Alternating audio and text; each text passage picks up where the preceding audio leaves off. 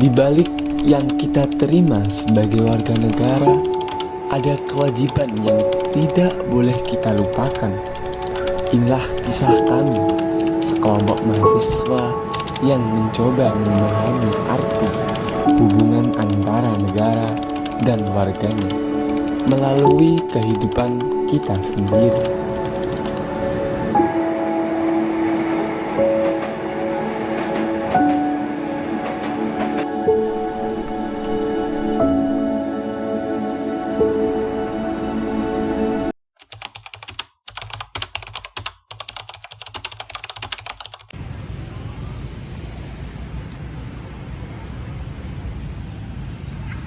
Guys, kalian udah apa belum sih tugas PKN yang tentang hubungan negara dan warga negara?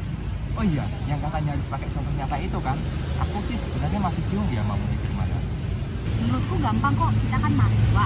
Pasal 31 Undang-Undang 1945 jelas menyatakan setiap warga negara berhak mendapat pendidikan. Tapi jangan lupa, di pasal 27 ayat 3 kita juga wajib ikut membela negara, nggak cuma untuk doang. Oh, jadi hak sama kewajiban tuh harus seimbang ya? Iya, jangan cuma aku berhak, tapi lupa kewajiban kita. Kampus aja ya. Misal teman kita yang nggak jadi kuliah gara-gara biaya. Setuju, betul banget sih. Kita mulai dari situ. Gimana?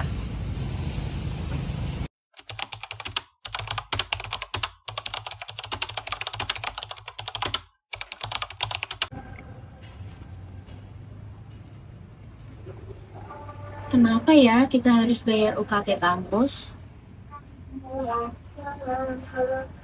Oh iya, semua orang itu berhak untuk menuntut hidupnya masing-masing, termasuk juga aku. Aku merasa berhak untuk berkuliah karena itu semua diatur dalam pasal 31 Undang-Undang Dasar 1945. Akan tetapi, aku sadar bahwasanya kampus dan fasilitas kampus bisa berjalan dengan lancar apabila kita sebagai warga kampus memenuhi kewajiban kita, seperti membayar UKT, membayar iuran kelas, dan lain-lain. Itu semua bagian dari kewajiban yang harus kita penuhi. Jika hak ingin terpenuhi, maka ada kewajiban yang harus dijalankan.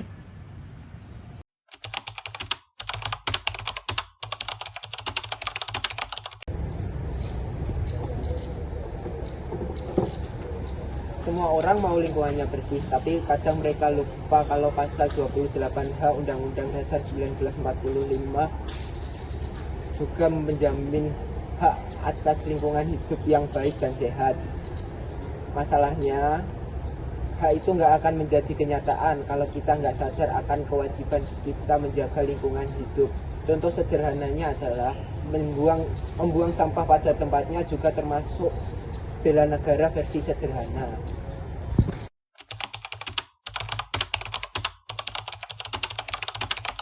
Jadi, kesimpulannya, kita sebagai warga negara memang berhak mendapatkan fasilitas yang baik, pelayanan yang baik oleh negara. Tapi, kita juga harus ingat, kita mempunyai kesadaran penuh karena kita mempunyai kewajiban yang harus kita jalankan sebagai warga negara yang baik. Selain itu, warga negara juga harus ikut menjaga ketertiban dan aturan yang ada. Hak atas lingkungan yang bersih misalnya. Kalau kita masih belum peduli untuk buang sampah pada tempatnya, itu nggak akan tercapai. Nah benar, tanpa kewajiban itu akan sia-sia. Kita bisa saja menuntut layanan, tapi kalau kita tidak mendukung atau menghormati aturan, negara juga akan melayani secara tidak maksimal. Jadi aku paham, kalau misalnya kita terlalu fokus sama hak dan melupakan kewajiban. Sedangkan dua hal itu tuh harus balance, agar warga negara dapat berjalan dengan harmonis. Dan kewajiban yang kita jalankan juga harus disertai kesadaran, bukan cuma sekedar formalitas saja. Misalnya membayar pajak atau iuran, itu udah termasuk kontribusi kita untuk fasilitas bersama. Jadi intinya kita bukan hanya penonton, kita bagian dari negara. Setiap warga berhak mendapatkan haknya dan setiap kewajiban harus dijalankan.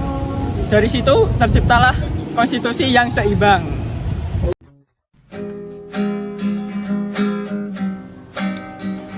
Negara bukan sekedar gedung tinggi dan kursi kekuasaan. Ia hidup dalam langkah-langkah warganya yang menuntut hak dengan bijak dan menunaikan kewajiban dengan sabar. Hak adalah cahaya yang memberi harapan. Kewajiban adalah tanah tempat kita berpijak. Tanpa yang satu, yang lain akan goyah. Karena sejatinya negara bukan milik mereka yang memerintah, tapi kita semua yang memilih untuk peduli.